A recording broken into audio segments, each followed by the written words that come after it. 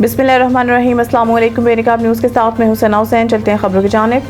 लापता अफगान भाइयों का केस, जिसका बंदा लापता हो वो हर पल मरता है, ये सिलसिला कब तक चलेगा? इस्लामाबाद हाई कोर्ट ने 4 अफगान भाइयों को लापता होने के केस में IG पंजाब और IG इस्लामाबाद को 16 अप्रैल को तलब कर लिया। इस्लामाबाद हाई कोर्ट के जस्टिस मोहम्मद आसिफ ने जनवरी 2024 से इस्लामाबाद से लापता 4 अफगानिस्तान भाइयों की बाजियाबी की दरख्वास्त पर समाअत की। दौरान समाअत लापता बेटों की वालिदा कमरा अदालत में अबदीदा हो गई।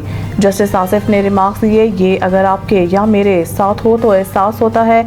आप लोग आकर कह देते हैं हमें पता नहीं। मैं बलूचिस्तान था, वहाँ भी पहले कहते थे हमारे पास नहीं, मगर फिर वहीं से बरामद हुए थे। कब तक ये सिलसिला चलता रहेगा? जस्टिस मोहम्मद आसिफ ने कहा है कि जिसका बंदा लापता होता है वो हर पल जिंदा रहता है, हर पल मरता है। जिस पर गुजरती है इसी को पता होता है कैसे गुजरी है। लापता बेटों की वालिदा बार बार मेरी अदालत में आती हैं। साबिक वज़ीर आज़म नवाज शरीफ की बिलाखिर तवील अरसे बाद सियासी मैदान में वापसी हो गई।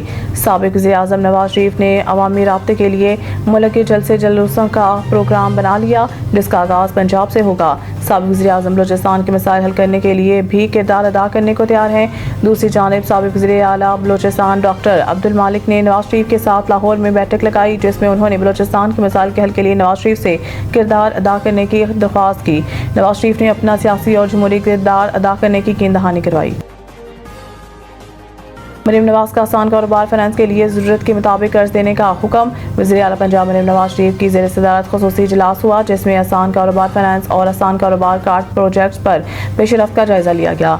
इजलास में ब्रीफिंग देते हुए बताया गया कि कर्ज हासिल करने वालों में ट्रांसपोर्ट, फार्मास्यूटिकल और छोटे कारोबार करने वाले अफराद शामिल हैं। आसान कारोबार फाइनेंस के लिए 80,000 से ज़ायद अफराद के कर्ज की दरख्वास्तें मंजूर की गई और 34,000 कारोबारी अफराद के लिए लोन का अजरा किया गया। वज़ीर आला ने स्कीम को आसान तर बनाने की हिदायत कर दी और नई यूनिट कायम करने वाले कारोबारी अफराद की हौसला अफजाई का हुक्म भी दिया। वज़ीर आला ने कर्ज हासिल करने वाले तमाम अफराद से फीडबैक लेने की हिदायत कर दी।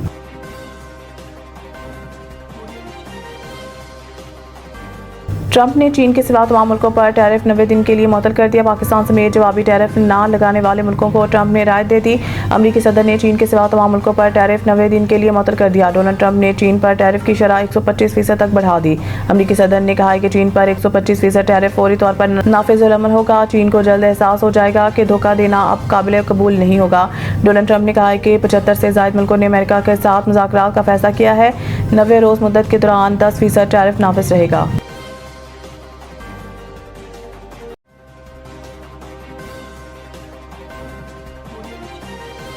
मज़ीद न्यूज़ अपडेट के लिए देखते रहिए बेनकाब न्यूज़।